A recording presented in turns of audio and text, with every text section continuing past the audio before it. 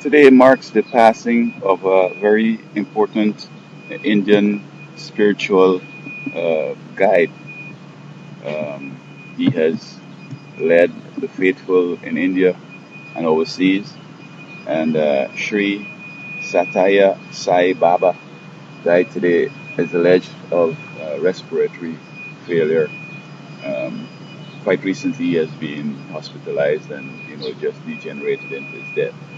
But he has claimed that he is the incarnate of another holy man who died in the early 20th century, 1918.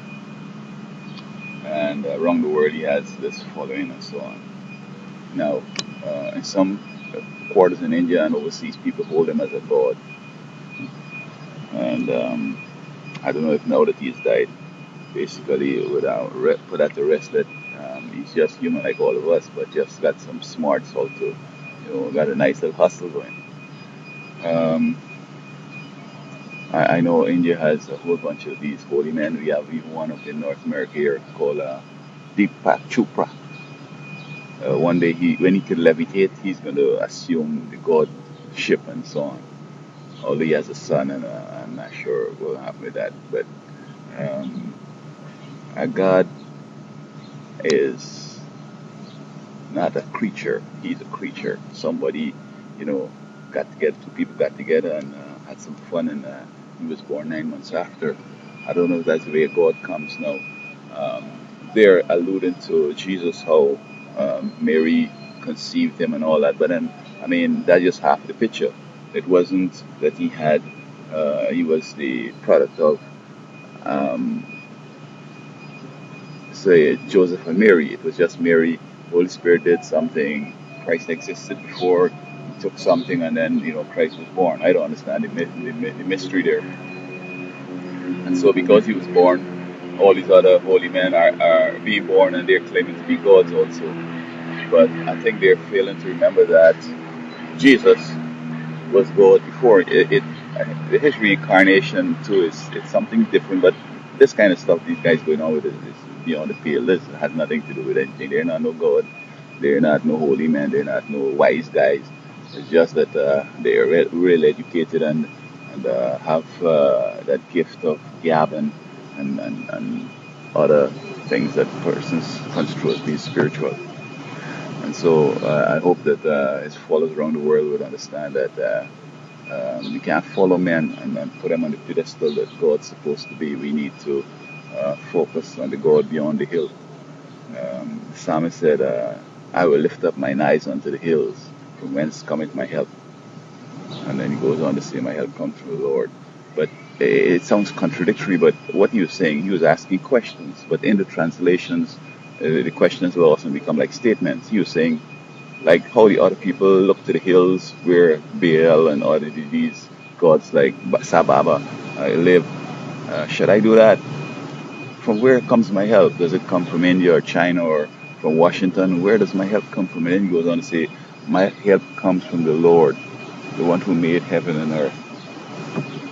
And so I hope that before he died, he has gotten straight with Jesus, and or whatever beyond himself and beyond the general um, demigod thing, and gone way beyond the clouds and was focusing on trying to get in touch with that God, that creator God. I mean, whatever you call it, whatever the experience is, I hope he was reaching out there, because if he weren't, that's it. But the irony is going to be somebody who claim again to be the reincarnate of this same Baba now. So they're going to keep on this little facade and this little trick going down the road. India's good at this. And Indian economic prowess and progress seem to be contingent on these wise men coming out here and tying up some little idiots. Because I know that we need to respect people, and India has, done some German work with what they had. One of the oldest democracies, one of the oldest nations out there from the British Commonwealth, one of the early independent progressive nations. But those Eastern religions basically don't get too far. The West has progressed because of the Christian Reformation. And while in Italy and other parts of the world are trying to tell us that the Renaissance started in the 13th century with this guy and all that stuff, you could only have a true Renaissance after people have reformed and come to the Lord. And so I believe that the true Renaissance started after the Christian Reformation, because it could be seen not only a little art here where some guy crazy and doing something beyond the pale, and then people saying, wow, that's so good, but that's from his crazy realm.